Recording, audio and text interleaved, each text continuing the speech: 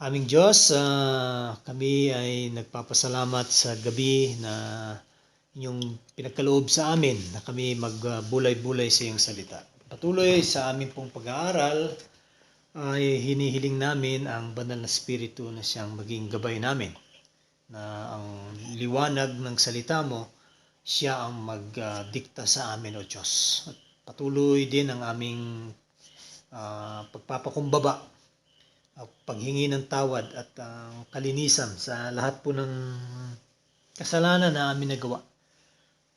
We pray na talagang ang banal na spiritu lang ang siyang magbibigay sa amin ng pananaw patungkol po sa aming inaaral sa Galatians chapter 3. So Lord, ikaw ang mapurit, masamba. Ito ang aming samod dalangin sa pangalan ni Jesus. Amen. So chapter 3 na tayo ng Galatians. So sabi diyan, "You foolish Galatians, who has bewitched you? Before your very eyes, Jesus Christ was clearly portrayed as crucified.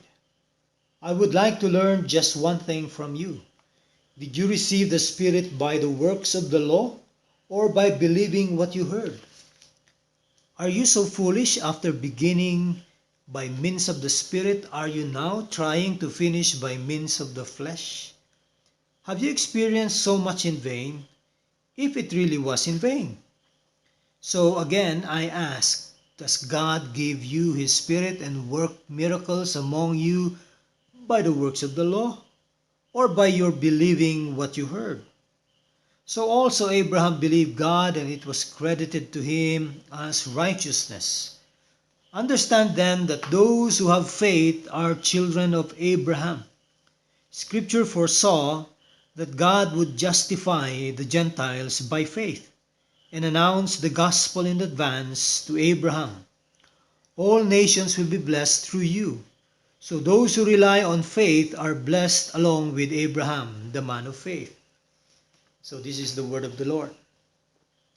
So patuloy pa rin ang pagre-rebuke ni Apostol Pablo, yung kanyang kumbaga pagbibigay ng tinatawag na correction, okay,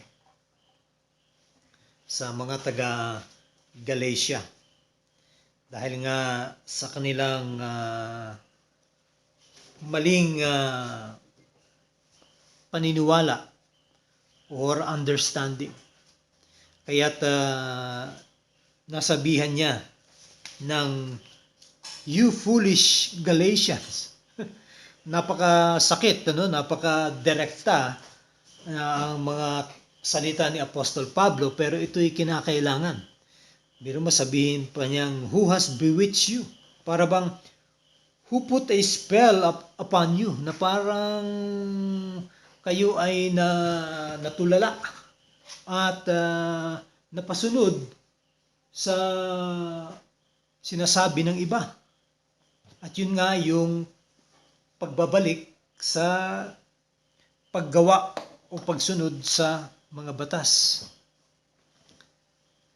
At sabi nga ni Apostol Pablo, ngayon nga na kayo naligtas na sa pamamagitan ng kamatayan ni Kristo sa krus ng Kalbaryo, at ito na nga, lantad sa inyong mga mata, lantad sa inyong mga isipan.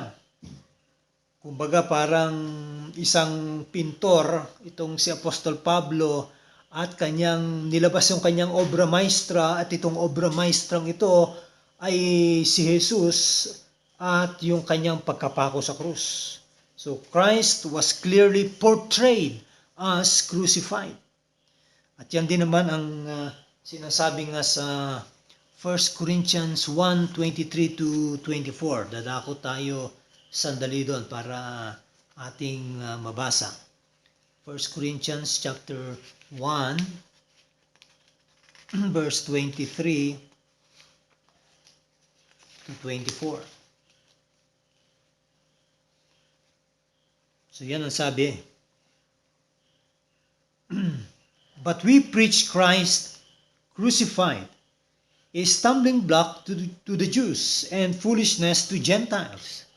But to those whom God has called, both Jews and Greeks, Christ the power of God and the wisdom of God. For the foolishness of God is wiser than human wisdom, and the weakness of God is stronger than human strength. Ituloy ko na lang hanggang sa mga susunod na talata. Brothers and sisters, think of what you were when you were called. Not many of you were wise by human standards. Not many were influential. Not many were of noble birth. See? But God chose the foolish things of the world to shame the wise. God chose the weak things of the world to shame the strong. God chose the lowly things of this world and the despised things and the things that are not, to nullify the things that are, so that no one may boast before him. It is because of him that you are in Christ Jesus, who has become for us wisdom from God. That is our righteousness, holiness, and redemption. Therefore, as it is written, let the one who boasts, boast in the Lord. So, sinigundahan pa niya rito sa 1 Corinthians chapter 2, verse 2. Sabi niya, for I resolved to know nothing while I was with you except Jesus Christ and Him crucified. So, dito makikita natin na talagang pursigido si Apostol Pablo na idiin sa kanila ang ebanghelyo. Dahil nga parang nadadala na nga itong mga taga-Galasya sa mga pumasok nga ng mga Hudyo na nagtuturo na, o sige, pagkatapos yung tanggapin si Kristo, balik tayo sa pagsunod sa batas ni Moises. At yung gustong patunayan ni Apostol Pablo na, bakit tayo babalik pa doon? Kung ako nga isang Hudyo, galing na ako doon, hindi nga ako babalik doon. Kasi nga eto na, dumating na yung kasagutan sa ating problema, sa problema ng ating kasalanan. At yan ay walang iba kundi ang ating Panginoong Hesus. Kaya sabi ni Apostol Pablo, tinanong niya ang mga taga-Galatia, how did you receive the Spirit? Okay? Pagkasabi niya ngayon dito. Sabi niya, I would like to learn just one thing from you. Did you receive the Spirit by the works of the law or by believing what you heard? See? So, meaning to say, paano ka naging Kristiyano? Paano mo masasabi na ikaw nga ay isang Kristiyano na? Sa pamamagitan nga ng banal na Espiritu na nanahan na sa iyo. Sapagkat ang banal na Espiritu, kaya nga tayo, every time we start our Bible study, we always call on the Holy Spirit to be our guide. Because it's the Holy Spirit that guides us through God's Word. At the same time, siya rin ang gumagabay sa atin sa ating pananalangin. At siya rin yung garantiya na tayo nga ay mga ligtas ng tao, na tayo ay mga hinirang na ng Diyos. So, paano dumating ang banal na Espiritu sa kanila? Sa pamamagitan nga ng kanilang pagpapaniwala sa Ebanghelyo ng Panginoon. Kung ano ang kanilang narinig kay Apostol Pablo na mensahe, at yan ay wala namang iba kundi yung Ebanghelyo. Dahil isa lang naman ang mensahe ni Apostol Pablo. Kaya't sabi nga, ito, napakinggan nyo, pinaniwalaan nyo, at tinanggap nyo ngayon ang banal na Espiritu. At yan din ang nangyari sa mga Hudyo na naniwala nung early church sa Book of Acts, at ganun din sa mga Hentil sa Book of Acts din, specifically sa Acts chapter 10 and 11 sa pamilya ni Cornelius. Okay? So, makikita natin dito sa sinasabi nga na are you so foolish, sabi ni Apostol Pablo, after beginning by means of the Spirit, are you now trying to finish by means of the flesh? Gusto nyo ba na Kumbaga, ang banal na spirito na ang siyang nagbigay sa atin ng kaliwanagan, tapos ngayon tatapusin nyo sa pamamagitan ng inyong laman, sabi nga, sa paggawa ng tama, ng mabuti, ng pagsunod sa batas, na parang meron ka pa rin ipagmamalaki sa Diyos balang araw. Nasasabihin mo, ito yung aking mga gawa. Sinasabi na nga sa Ephesians 2, verse 8 to 9. Okay? Sabi nga, wala tayong pwedeng ipagmalaki. Kaya tayo ay naligtas sa pamamagitan ng grasya sa ating pananampalataya. Okay? Hindi ito dahil sa ating mga gawa. Okay? So,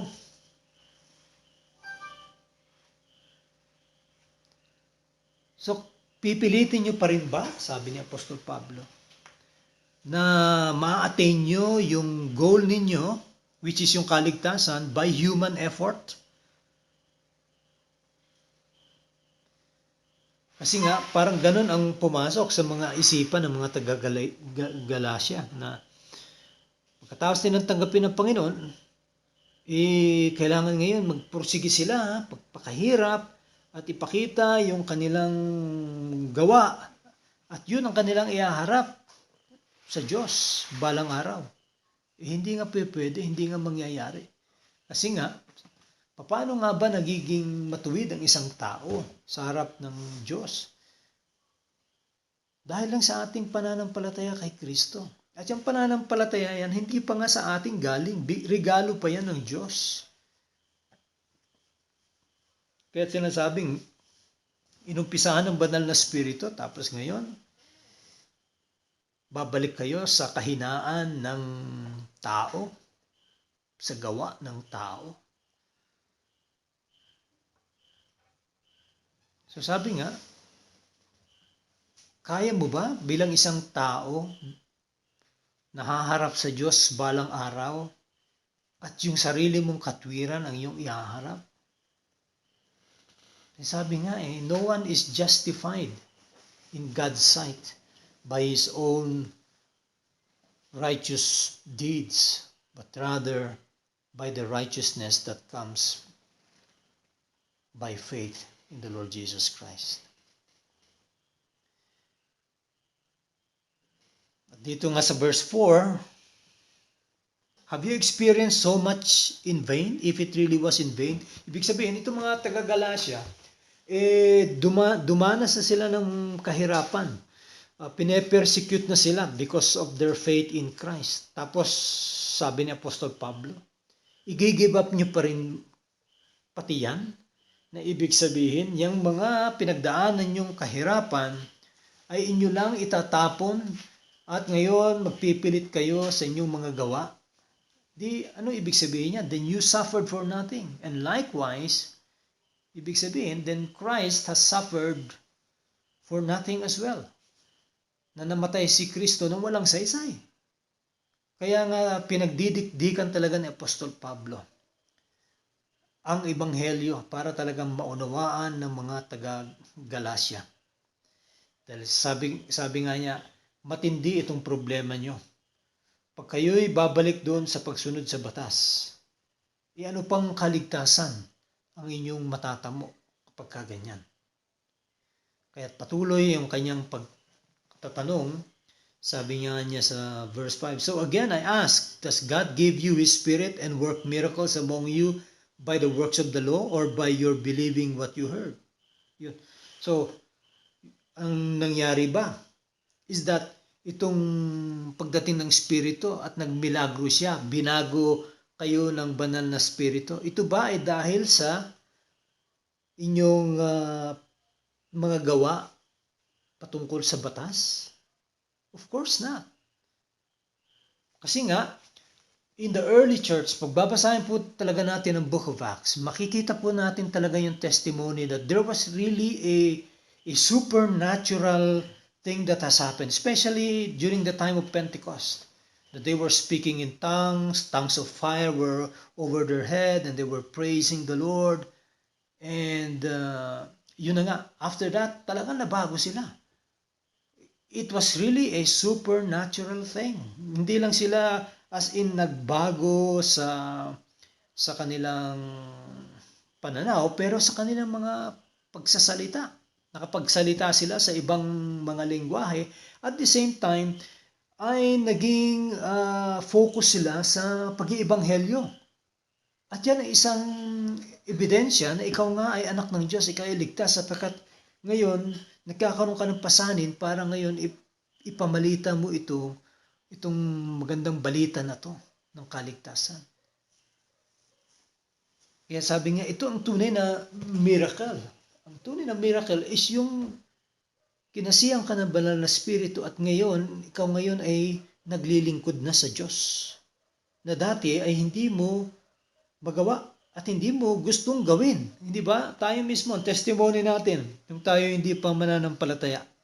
Sa tingin nyo ba, gusto nyo bang nagba-Bible study kayo gabi-gabi o kahit na once a week? Gusto nyo ba nananalangin kayo? Gusto nyo ba na laging pinag-uusapan ng Diyos? Ayaw natin kasi gusto natin yung kasalanan. Gusto natin yung nakatago tayo at gumagawa lang tayong kasalanan. At noon, baliwala sa atin ang gumawa ng kasalanan. Di tayo nakukonsensya. Pero nung tayo'y na born again, parang yung konsensya natin nababagabag pag tayo gumawa ng kasalanan. At saka kapag meron tayo lang nasabing hindi maganda, nakukonvict agad yung puso natin at tumingi tayo ng awa sa ating Panginoon at tumingi tayo ng tawad. Kasi nga, dahil nga, ang banal na spirito ang siyang nasa atin na, nakaluklok na sa atin. Okay? Yun. So, sa verse 6, sabi niya, so also Abraham believed God and it was credited to him as righteousness. So, ang example na binigay ni Apostol Pablo ay walang iba kundi ang ama ng mga Hudyo na kanilang tinatawag at yan ay si Abraham. He is the father of the Jews. So, siyang ginawa niyang ehemplo. So, tinatanong niya ang mga Hudyo, si Abraham ba dineclare na righteous by faith or by works? Sabi nga, kinut ni Apostle Paul ang Genesis 15:6, Abraham's faith was credited to him as righteousness.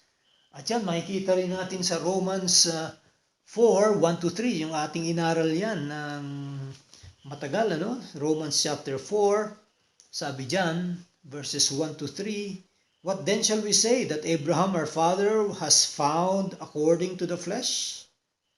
For if Abraham was justified by works, he has something to boast about, but not before God. For what does the scripture say? Abraham believed God and it was accounted to him for righteousness. See? So makita natin na mismong si Abraham, mapapansin natin na si Abraham, okay, isang example kung bakit siya ay naligtas hindi dahil sa kanyang gawa kundi dahil sa kanyang pananampalataya. Una, si Abraham, sabi nga, ay pinanganak na wala pa noon yung batas ni Moises. 430 years later pa bago dumating yung batas. Kaya't makikita natin na hindi pwedeng ang tao ay maliligtas dahil sa kanyang pagsunod sa batas. Dahil si Abraham mismo, siya ay naging matuwid. Wala pa yung batas na yan. Okay?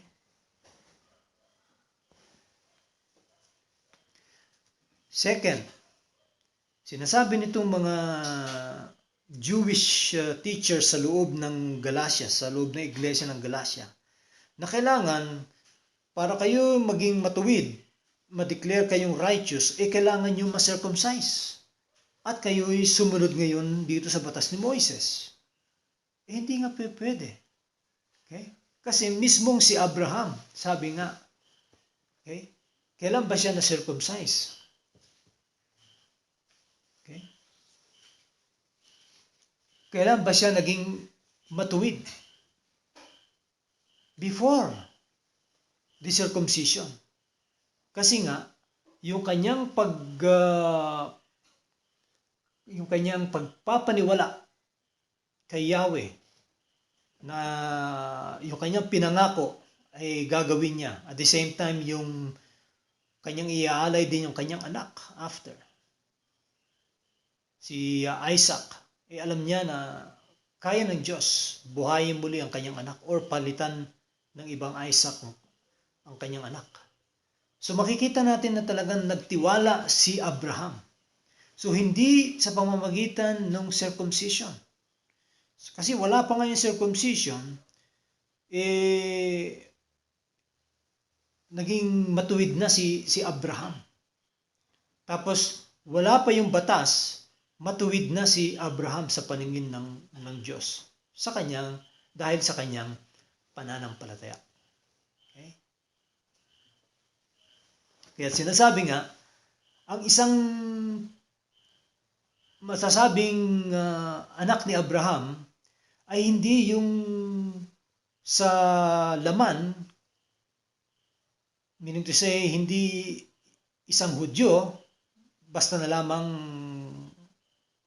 Hudyo, pero ibig sabihin is yung nananampalataya sa Diyos, yun ang tunay na anak ni Abraham. Sabi nga, all those who place faith in Christ are Abraham's spiritual descendants. Yun ang sinasabi niya dyan sa verse 7. Scripture foresaw that God would justify the Gentiles by faith. Meaning to say, yung scripture na sinasabi rito ay walang iba kundi yung lumang tipan. Kasi wala pa, hindi pa buo ang New Testament, yung bagong tipan. And thereby, dito sinasabi na ang Scriptura, meaning to say, ang Old Testament, ang mga propeta na nagsabi, ang mga sumulat sa Old Testament, ay nagsasabi na sa pamamagitan ng pananampalataya, ang isang tao ay madideklarang matuwid sa Diyos. Kaya sabi nga, lahat ng sumasampalataya kay Kristo ay mga spiritual descendants ni Abraham. Sa pamamagitan ng pananampalataya, ang mga hentil, kahit hindi sila napabilang sa mga circumcised o the circumcision group, at hindi rin sila sumusunod doon sa pagsunod ng mga Israelita sa batas ni Moises, ay sila rin ay nagiging matuwid sa harap ng Diyos. Okay?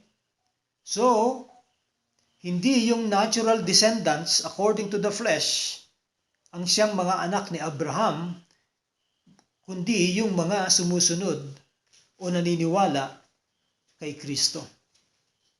Yan ang sabi diyan sa Romans 4, verse 11 and following, sabi, and he received the sign of circumcision, meaning to say, si Abraham, a seal of the righteousness of the faith which he had while still uncircumcised, that he might be the father of all those who believe, though they are uncircumcised, that righteousness might be imputed to them also, and the father of circumcision to those who not only are of the circumcision, but who also walk in the steps of faith which our father Abraham had while still uncircumcised. For the promise that he would be the heir of the world was not to Abraham or to his seed through the law, but through the righteousness of faith. See, hindi po sa batas, kundi sa katwiran ng pananampalataya. For if those who are of the law are heirs, faith is made void, and the promise made of no effect. So walang saysay kung sa batas pala makukuha ang mga tagapagmana. Pero sabi nga, hindi doon.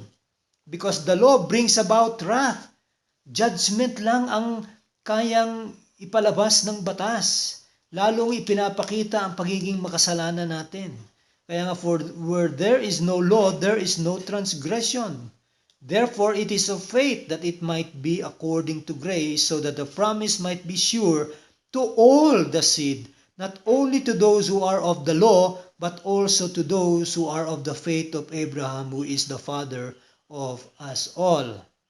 See, as it is written, I have made you a father of many nations in the presence of him whom he believed, meaning to say God, who gives life to the dead and calls those things which do not exist as though they did. So, makita natin, hindi lang sa mga Hudyo ang kaligtasan ito. Ito'y binuksan na rin sa mga Hentil. So, sila ngayon ay mananampalataya na. So, pagkatapos niyan, sabi nga, sinasabi na those who rely on faith are blessed along with Abraham, the man of faith. So patuloy, inulit lang ni Apostol Pablo yung kanya sinabi sa verse 7 na sinasabi ngang si Abraham na declare righteous not on the basis of circumcision, okay? Not on the basis of the law, but by faith, by his believing, by his putting his trust on God.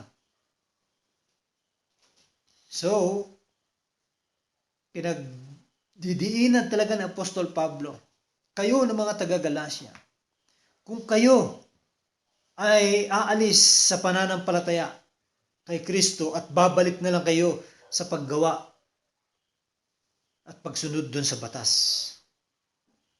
Sabi nga, anong kahahantungan yan? Kung hindi kamatayan. Kaya sabi, ang mga nananampalataya kay Kristo, sila lamang ang may dideklarang matuwid sa paningin ng Diyos. At diyan, makikita natin ang importansya ng gospel. Kung wala po ang gospel na ito na pinaliwanag ni Apostol Pablo, siguro may hirapan tayong intindihin. Pero si Apostol Pablo ang siya nagpaintindi sa atin kung gaano kaimportansya. Kaya nga, dalawa lang yan. Mananampalataya ka ba kay Kristo o ikaw ay susunod sa batas ni Moises? So dalawa lang yan. Faith or observance of the law. Pananampalataya o yung pagsunod mo sa batas. So, dito po tayo magtatapos. Maraming salamat. Magandang gabi po sa inyong lahat.